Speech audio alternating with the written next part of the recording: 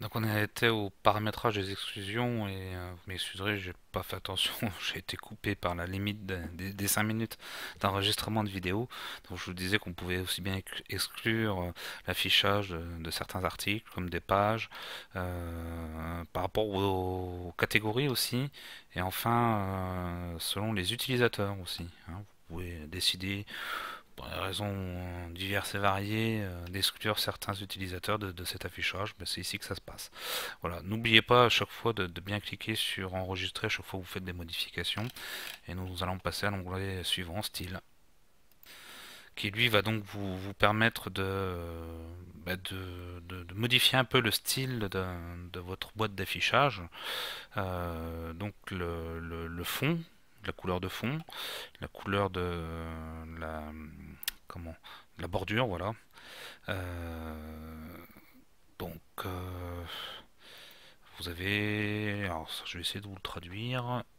Donc, thick top border, c'est bordure épaisse du haut, pardon. Ensuite, donc, no border, c'est aucune bordure. Et donc, thin sur une border. Donc, ça, c'est les bordures fines de côté. Voilà. Donc, bon, ça, je vous laisse faire votre petite sauce. N'oubliez toujours pas d'enregistrer. Et ensuite, on va passer au contenu. Donc ici dans l'onglet contenu, vous voyez que là on peut paramétrer About. Alors About, si on va sur notre article, vous voyez, ça se met ici. Donc on peut le traduire éventuellement par à propos, hein. Donc vous allez voir, hop, si je mets à propos, j'enregistre et ensuite je fais un rafraîchissement de ma page.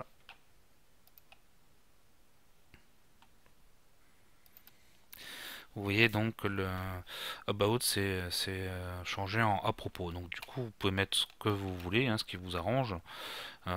Ensuite vous pouvez donc utiliser ce que vous avez paramétré dans votre profil utilisateur, soit le donc nom prénom, le nom de votre identifiant, votre surnom, le nom que vous avez choisi à afficher sur WordPress, et vous pouvez même choisir de ne pas montrer de nom. Donc voilà, on va étudier ensemble un peu les différentes possibilités. Donc ça c'est le lien vers vos autres articles, hein. Vous allez avoir une page qui va s'afficher avec un résumé de vos articles. C'est ce qu'on j'ai dû vous le montrer tout à l'heure, hein, quand on clique ici.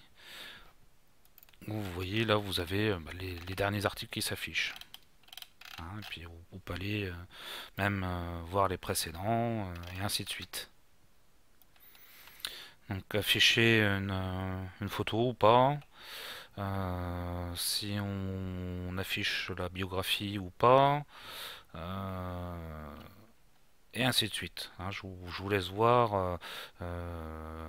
Vraiment, vous pouvez paramétrer ce que vous voulez, hein.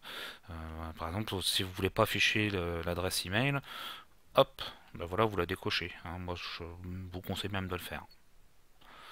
Pour le restant, je vous laisse voir, hein, puisque bon, après, c'est tous la même chose, hein. J'ai oublié, vous pouvez aussi, en cochant la case ici, au lieu que ce soit le nom des réseaux sociaux, enfin des liens qui soient affichés, vous ayez les icônes, hein. Vous voyez, moi j'ai fait la modification.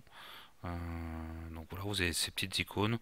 Ça peut, enfin moi je trouve que c'est un peu plus sympathique que les liens en clair, on va dire. Donc surtout, n'oubliez pas à chaque fois d'enregistrer. Donc l'onglet suivant, bon, ça on va pas y toucher, hein, puisque c'est pour faire la remise à zéro du plugin au niveau des paramétrages. Donc bah, ça vous en avez pas besoin, sauf le jour où vous voulez tout modifier. Mais bon, là je vous invite à lire les mises en garde. Donc on va passer au dernier. Donc le dernier onglet qui, bon, lui va surtout servir aux développeurs ou aux personnes qui aiment bien toucher au code, ou bah, si jamais il y avait bah, une incompatibilité avec un autre plugin, pardon.